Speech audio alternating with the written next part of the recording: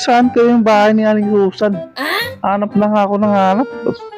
Hindi pa ako nakapag-reading doon. Tsaka nung pedya na, hindi pa sila nakakabayad. Ang kayong bahay nila dito? Hey, ang hirap magganito. Yung mga kapitbahay natin na ito, tingnan mo. Ano kaya pinag-uusapan nila doon sa dulo? What? Ay, parang may mga pinag-uusapan sila. Sino kaya yun? Na parang mayroon daw doon, may nagkakagulo daw doon sa taas. Ano daw? Hindi ko nga alam. Bakit? Anong meron? Hindi ko nga alam kung anong pinagkaguluhan doon sa taas. What? Sabi, mayroon daw doon ng hold up. Ewan, bakit? Hayaan mo yan sila? Basta nawala dito sa atin. Ano po? Oy, bakit kuya? Parang ikaw yatang pinag-uusapan doon hold up sa labasan na. Opo.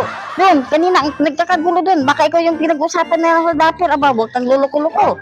Ha? Naghahawak akong kutsilyo. Baka ikaw yung pinag-uusapan doon kuya. Aba, umayos-ayos ka.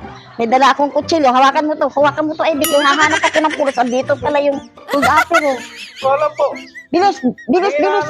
Hinahanap po kasi akong bahay. Ganun ba?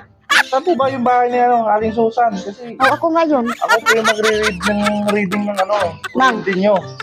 Ganun po ba? Akala ko ikaw yung napagkamalan kong na... Mukha ba akong Hold dapper? Puputulan ko kayo ng kuryente dito eh. Ay, huwag naman kuya.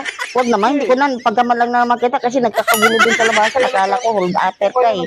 Muna, nagbibigay ka bago kayo nagbibintangan nyo ako eh. Ay, pasensya na kuya. Hindi ko alam kasi nakaano ka pa eh. Nakaganyan ka pa oh.